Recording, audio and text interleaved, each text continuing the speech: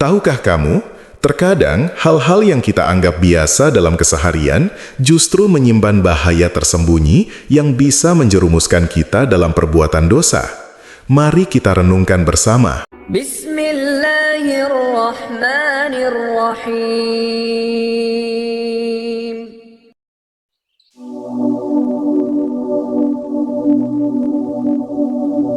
Assalamualaikum warahmatullahi wabarakatuh. Sahabat menebar kebaikan Islam. Seringkali tanpa kita sadari, ada tindakan-tindakan kecil yang kita anggap sepele, padahal dalam pandangan Islam, hal tersebut bisa jadi sesuatu yang diharamkan.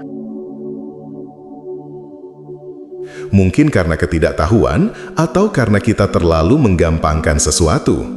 Padahal, setiap amal perbuatan kita akan dimintai pertanggungjawaban di hadapan Allah Subhanahu wa Ta'ala. Oleh karena itu, mari kita telaah bersama 6 kebiasaan sehari-hari yang sering kita lakukan, namun ternyata memiliki konsekuensi hukum yang serius dalam Islam. Kita akan kupas tuntas, bukan hanya dari sudut pandang fikih, tapi juga dari sisi hikmah dan bagaimana cara menghindarinya agar kita senantiasa berada di jalan yang diridhoinya. Tujuan kita adalah untuk saling mengingatkan dalam kebaikan, bukan untuk menghakimi atau merasa lebih baik dari orang lain. Karena kita semua adalah hamba Allah yang sama-sama berjuang untuk meraih ridhonya. Semoga Allah Subhanahu wa Ta'ala senantiasa membimbing kita semua. Kebiasaan pertama yang seringkali dianggap remeh adalah berbohong, meskipun hanya sekedar bercanda. Dalam Islam, berbohong adalah perbuatan yang sangat dilarang. Rasulullah Shallallahu Alaihi Wasallam bersabda, "Sesungguhnya kejujuran itu membawa kepada kebaikan, dan kebaikan itu membawa ke surga. Sesungguhnya seseorang yang selalu jujur hingga ia ditulis di sisi Allah sebagai orang yang jujur. Dan sesungguhnya dusta itu membawa kepada kejahatan, dan kejahatan itu membawa ke neraka. Sesungguhnya seseorang yang selalu berdusta hingga ia ditulis di sisi Allah sebagai pendusta." Hadits Bukhari dan Muslim. Meskipun kita merasa bahwa kebohongan itu kecil dan tidak merugikan siapa-siapa, namun dampaknya bisa sangat besar, baik bagi diri sendiri maupun orang lain. Berbohong dapat merusak kepercayaan, menimbulkan fitnah, dan bahkan menghancurkan hubungan. Alih-alih berbohong, mari biasakan diri untuk selalu berkata jujur meskipun terasa pahit. Kejujuran akan membawa keberkahan dalam hidup kita, baik di dunia maupun di akhirat. Ingatlah bahwa Allah Subhanahu wa Ta'ala Maha mengetahui segala sesuatu, bahkan apa yang tersembunyi di dalam hati kita. Selanjutnya, ghibah atau membicarakan keburukan orang lain. Ini adalah penyakit hati yang sangat berbahaya dan seringkali menjangkiti kita tanpa disadari.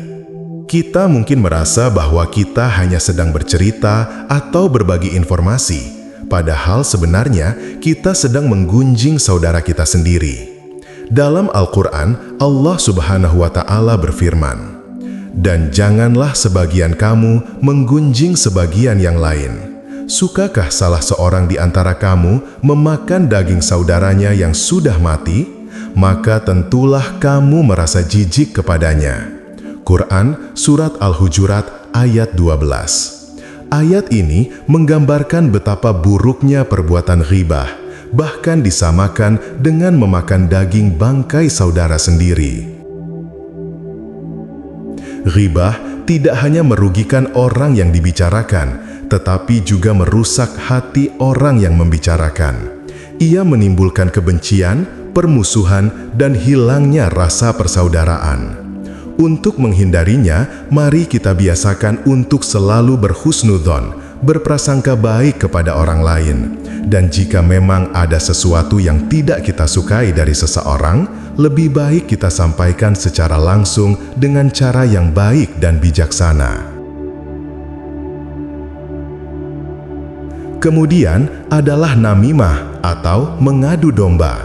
Ini adalah perbuatan yang sangat keji dan dapat menimbulkan fitnah yang besar. Orang yang melakukan namimah biasanya bertujuan untuk memecah belah persaudaraan dan menciptakan permusuhan. Rasulullah Shallallahu Alaihi Wasallam bersabda, "Tidak akan masuk surga orang yang suka mengadu domba." Hadis riwayat Bukhari dan Muslim. Namimah adalah perbuatan yang sangat dibenci oleh Allah Subhanahu wa Ta'ala dan Rasul-Nya. Ia dapat menghancurkan hubungan baik antar manusia, bahkan dapat menyebabkan terjadinya peperangan dan pertumpahan darah. Untuk menghindarinya, mari kita biasakan untuk tidak mudah percaya pada setiap informasi yang kita terima, terutama jika informasi tersebut berasal dari orang yang tidak jelas identitasnya atau memiliki kepentingan tertentu. Jika kita mendengar sesuatu yang buruk tentang seseorang, jangan langsung menyebarkannya, tetapi sebaiknya kita klarifikasi terlebih dahulu kepada orang yang bersangkutan. Selanjutnya adalah riya atau melakukan amal ibadah dengan tujuan untuk dipuji oleh orang lain. Riya adalah penyakit hati yang sangat halus dan sulit dideteksi.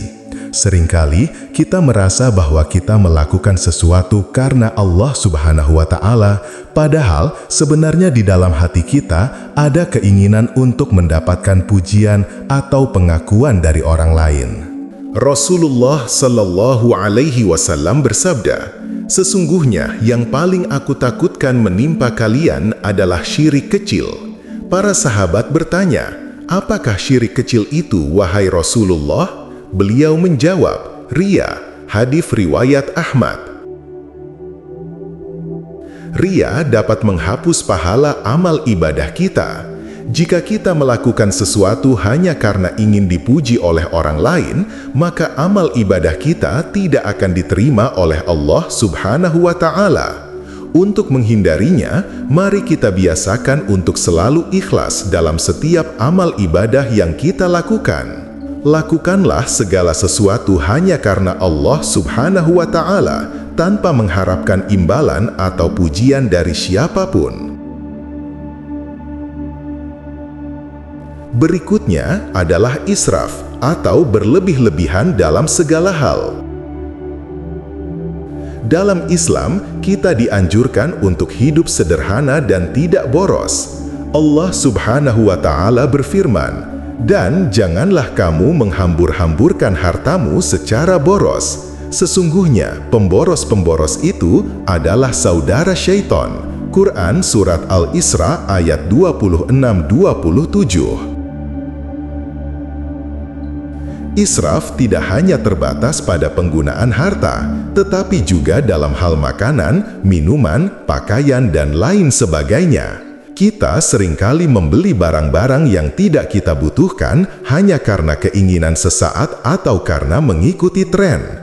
Hal ini tidak hanya merugikan diri sendiri, tetapi juga merugikan orang lain. Banyak orang di luar sana yang hidup dalam kekurangan, sementara kita justru menghambur-hamburkan harta untuk hal-hal yang tidak bermanfaat.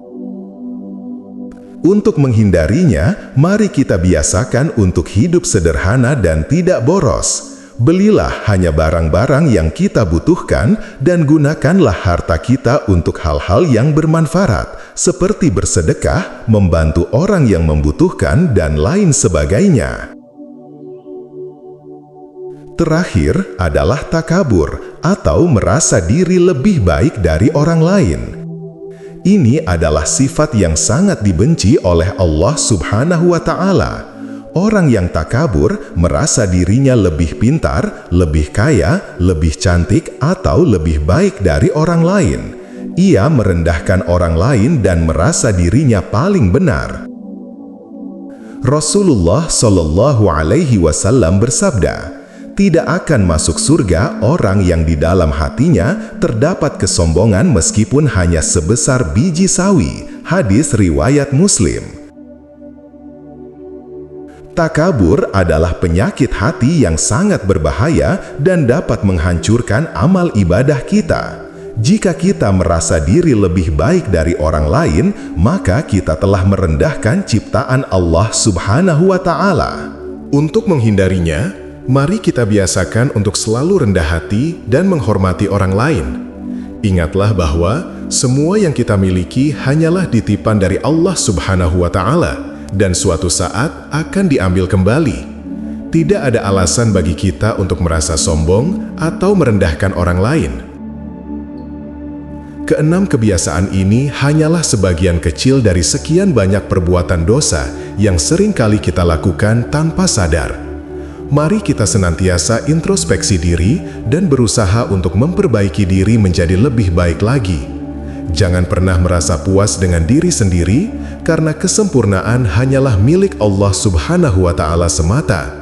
Teruslah belajar dan menggali ilmu agama, agar kita semakin memahami ajaran Islam dan dapat mengamalkannya dalam kehidupan sehari-hari.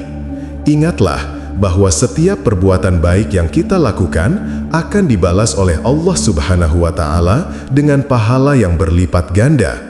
Dan setiap perbuatan buruk yang kita lakukan akan dimintai pertanggungjawaban di akhirat kelak. Oleh karena itu, mari kita perbanyak amal kebaikan dan jauhi segala perbuatan dosa.